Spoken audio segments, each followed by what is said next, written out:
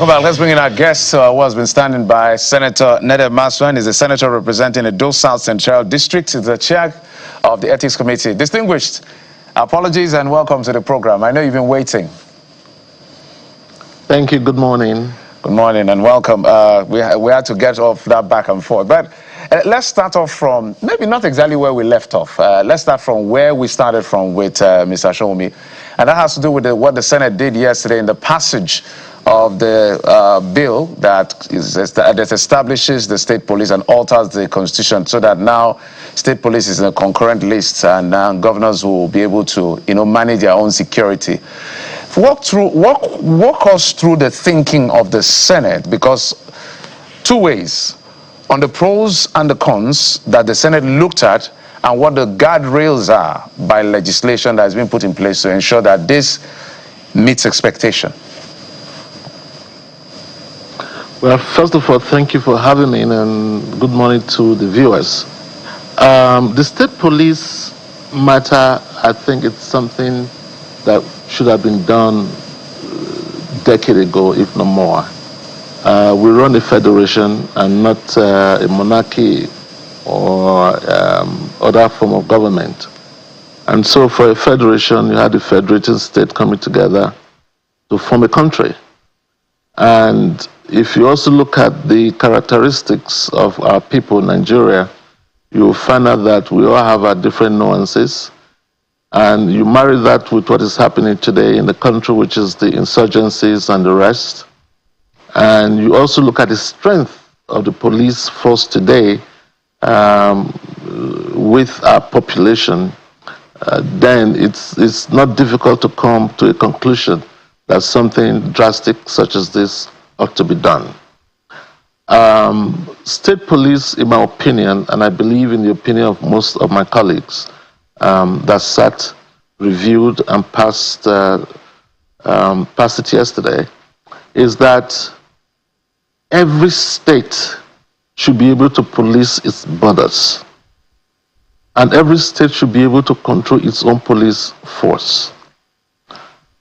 A situation where you have a policeman in a state where that's the first time he's been to that state. He's not been to that state at all. He's been posted to that state. What does he know? Policing is not just standing on the street with a baton or with a gun. It also has to do with intelligence. And intelligence gathering, it's something that is very local. And so you see a local man or woman who does not know who this policeman is, it's difficult for this person to go on and pass on information to that policeman. If I know that a lot of Nigerians have concerns about the misuse of the police by the state governors and the rest, that is it's a founded truth. But we cannot, because of that, not address the matter that is before us. And I will also say that this idea of state police is something in progress. It's work in progress. I say so because as it comes to birth, situations will arise, and we'll begin to address those situations. Nothing is going to be perfect. And no country has a perfect law. Even in the US or wherever it is, you still see police abuse citizens and the rest. But it doesn't mean that we have to abolish it. We have to fine-tune and continue to fine-tune until we get what we want.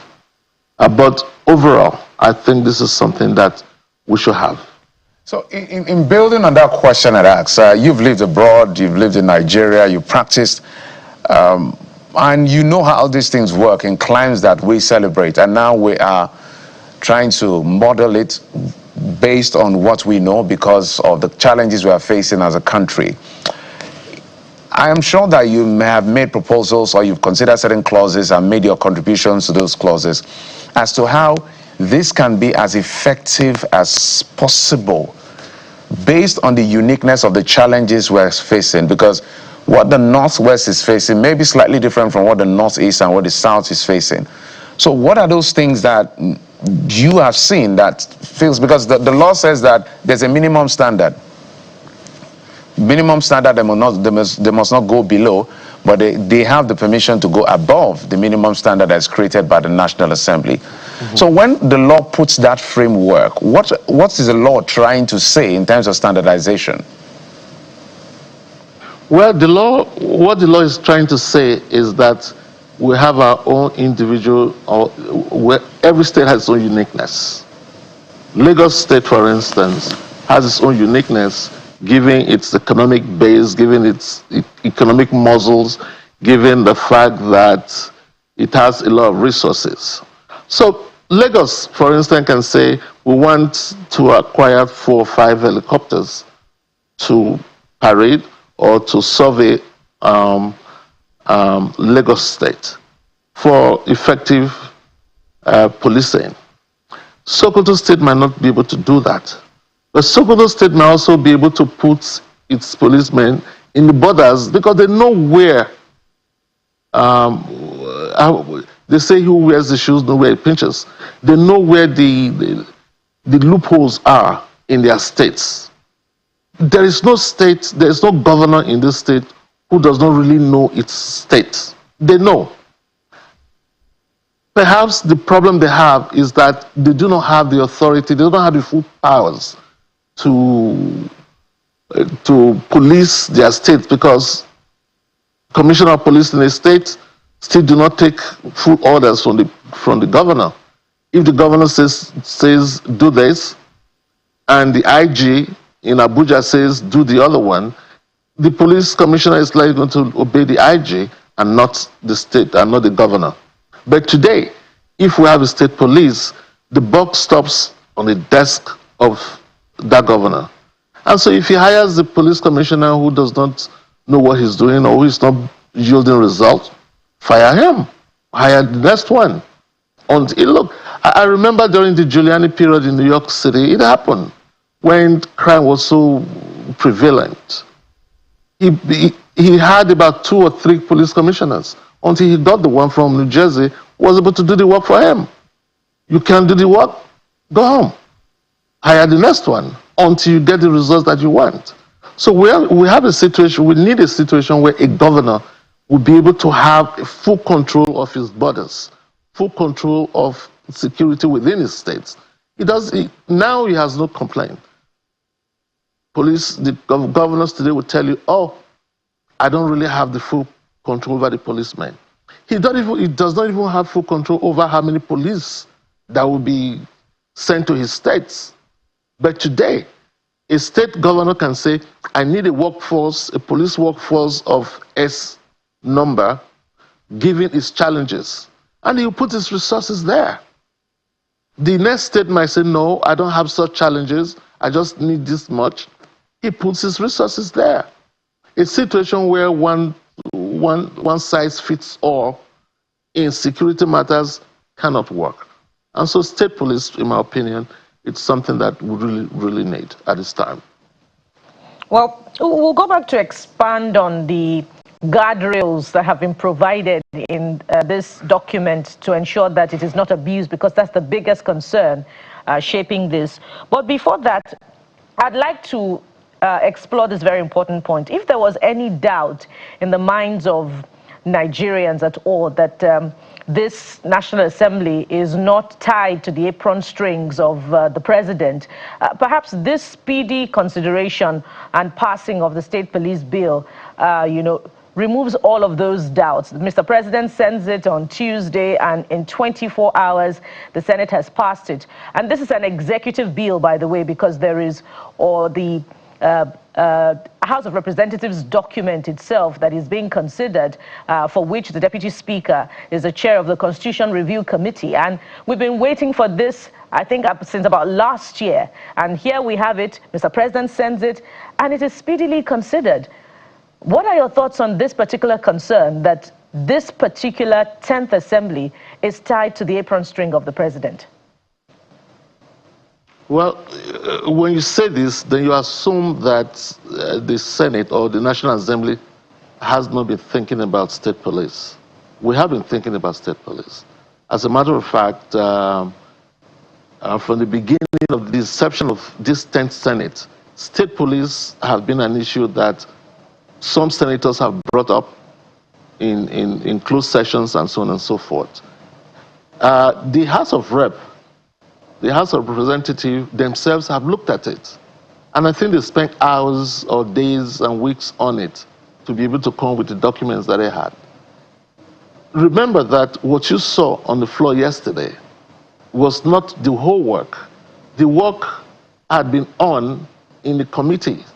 So the committee sat with its members of over 30 members, sat over it and review every point, every line item of it before it was presented to the whole floor. So I don't want you to think that what you saw on television yesterday was actually the work. No, the work was done way before that. It was only brought to the full floor for us to review what has been presented by the committee. Are we tied to the apron spring of the president? I would not say so. I disagree with that, because when a bill is good, and we agree that at this particular time this bill is needed, why do we have to waste time on it? Secondly, why do we have to disagree just because we want to not to be seen as close to the president? I mean, I don't think that works for the good running or proper running of a country. If a bill is good, it's good.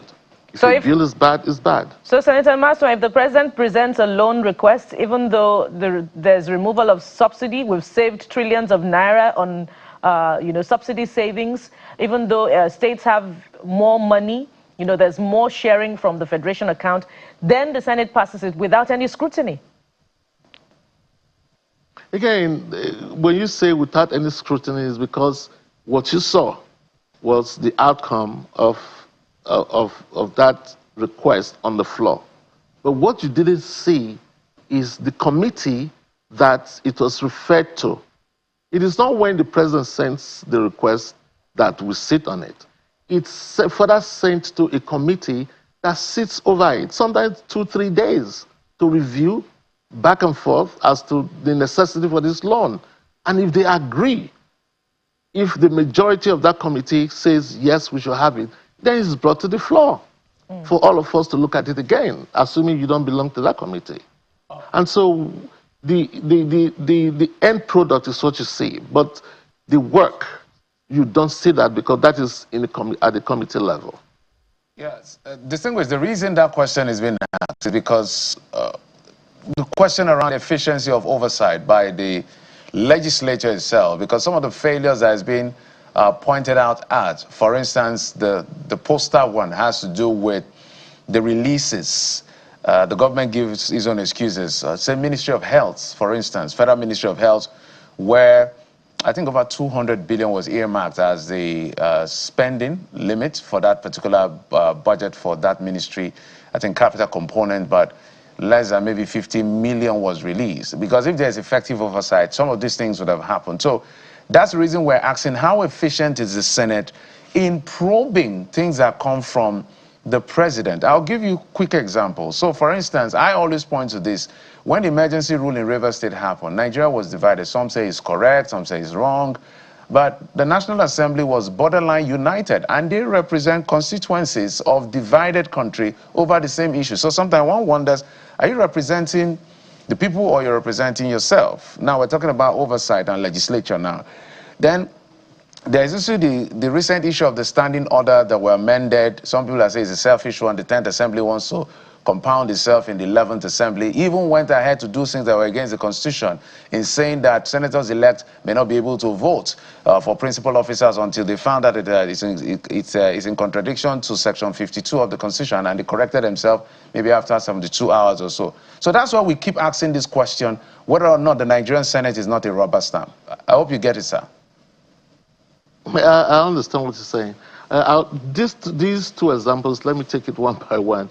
The River State situation was a very unique one, and I'm sure that you will agree with me. The position of Rivers State in the whole economic base of this country, it's something that we cannot take lightly. And the volatility of that situation in Rivers State called for an immediate intervention. And you will agree with me that when that emergency was put on, and it doused the situation to the extent that, you know, what people were expecting to happen didn't happen. And God forbid if there was something more volatile or volatile at that point, they would have disrupted our own economic base. And so that's a unique situation, and we hope that we don't have to be faced with such a situation again. On the issue of our rules, well, the Constitution also gives us the power to make our rules, to regulate us. Yes, those regulations cannot be in contravention of the Constitution. No. No condition, no situation is perfect. If you believe that those laws were made just to stifle certain individuals from holding offices, I don't entirely believe in that. I think what the Senate was trying to do was to make sure that experience matters in almost everything. To be a principal officer in some situations, you really need to have the experience. Otherwise, it might not go well for the Senate. But again, like you said, the Senate reviewed itself and did the proper thing. We're not perfect, but we are striving for perfection. Distinguished, I know you're a politician, so you speak as a politician. However, what happened did happen. If we talk about experience, the current Senate president, when he came into the Senate, I think 2015 or so, he became a minority leader. He didn't have one-day legislative experience, but he became a minority leader. So being a proponent of the very thing he benefited from, he's been looked at in some quarters as selfish. But let's leave that for a moment. He will argue for himself and defend himself on those ones. But let's move on to other issues and talk about the 2027 election and the politics that has been interplayed. What really happened? Because I know that we heard, let me not use the word I know, we heard that the Senate had approached, you know, the president to see how members, you know, can secure tickets to come to the House and be part of the 11th Assembly. But it looks like all of that agreement was pushed away, and now the governors had some level of control. I don't know, to the best of my knowledge, I don't think you got the ticket of your party to return to the Senate. But what really happened, and how do you think this will affect the performance of your party, given some of the grievances that looks like it's being managed, but we know how politics is being played? Well, I like your how you put it, that you heard. I also was not in any meeting where such agreements were made. Also, I heard. I cannot tell authoritatively that a group of persons from the Senate went to the president and an agreement was made. I don't know about that. It could be true, it could not be true. Yes, my party, no, I didn't get the ticket of my party, but the case is still before the party because we objected to certain principles or modalities of that primaries. And so we have also appealed, and the appeal is still before them. And so we haven't, the result of the appeal is not out yet. But again, this is politics, and this is how it is. Was there a question? No, I was talking about how this will affect and impact the performance of your party. I tied it together. How is it going to affect? How is it going to affect? Well, I don't know really. But if you're a party man, even when you don't get a ticket, it doesn't mean that you cannot work for the party. So how is it going to affect the party? I don't really see much of a negativity on that, because at the end of the day, members will come together, party members will come together and resolve the issue, and then move on to make sure that the party wins the election, because it's all about winning the election for your party. And I think that APC is poised to do that, to settle the matter, and then we will move on from there and work very well for the party to win. Before the ship sails on the matter of state police, I'd like you to share with us your thoughts on the guardrails provided for in the Constitution on the sacking of a police commissioner. I wonder if the Senate, is confident that this is adequate, because even without state police, we see that in certain cases, in local government elections, for instance, that have been conducted in states, the ruling party in the states carries the day. And so the concern is very real about how this may be a tool for state governors to go after political opponents, especially during democratic elections. Is the Senate confident, and indeed the 10th Assembly in its entirety, that this is enough to, safeguard the powers or check the powers of the subnationals, so to speak? Because the Senate also may be in the mix, because you'll be standing for elections, and elections will be conducted in states. Are you weary that the governors may be wielding excessive powers in this regard? Well, in Nigeria, there's always an X factor. It doesn't matter what law you make, it still goes back to those who implement these laws.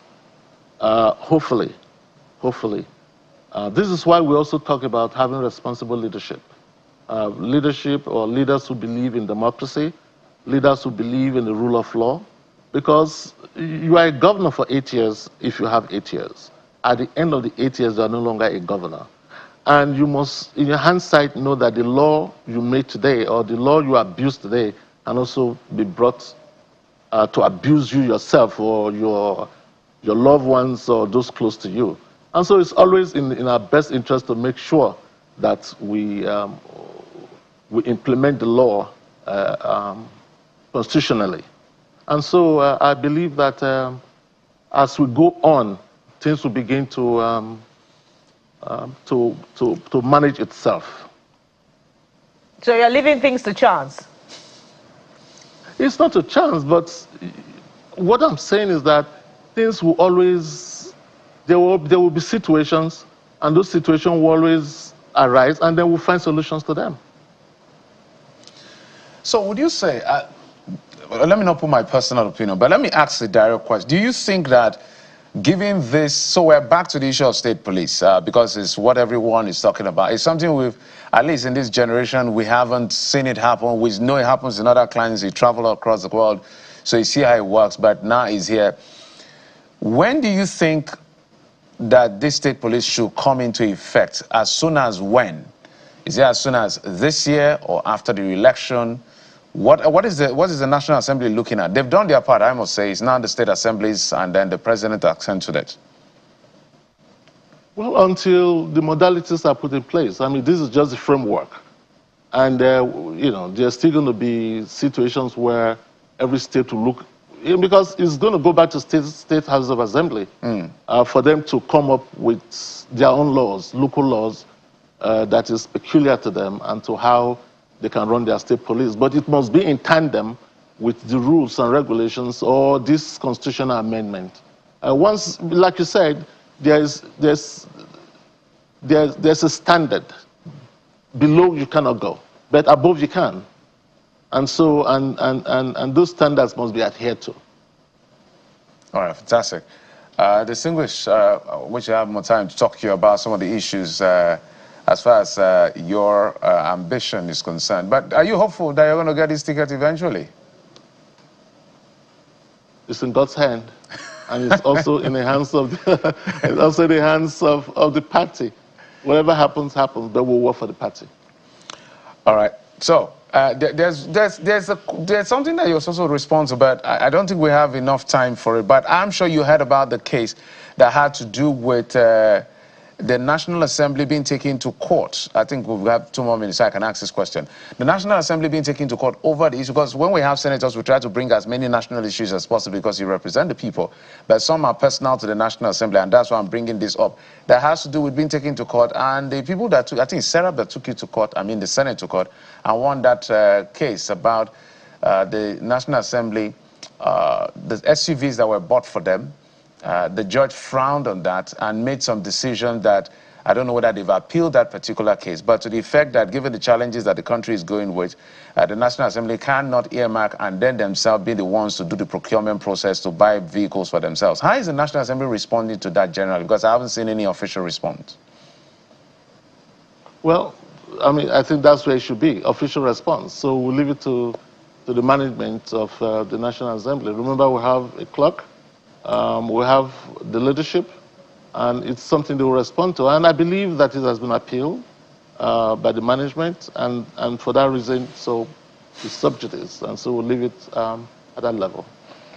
Very quickly, since we have about a minute left, since you've left everything to God as far as your aspiration and the ticket is concerned, are you planning on defecting like Senator Garba made? No, not at all, not at all, not at all. Not at all? Not at all.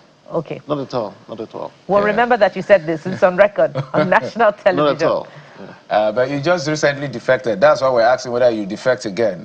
You took the obedience mandates to the APC on your mandates. These days, where you guys... Excuse me, where's Labour Party now? Well, Labour Party is still existing. It's just that the people that moved it that time... Oh, come on now, come on, in one state. Look, when we left Labour Party, it's not because of disloyalty or anything, but Labour Party was decimated. You knew what happened. Even Obi himself left. I mean, come on. Let's be honest with this situation. The Labour Party at the time we left was already gone. If Obi left Labour Party, well, who is he leaving it for?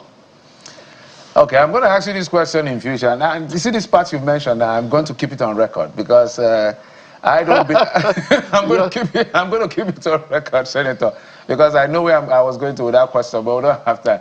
Senator Neda Imaseun is the senator representing Edo South Central District in the 10th National Assembly. He chairs the Senate Ethics Committee. Thank you so much for coming on the program. We appreciate it. Thank you very much for having me. We'll take a break, and when we come back after this break, we will bring you yet another leg, this time from an expert who is in the field of, anything that has to do with security. Stay with us, we'll be back.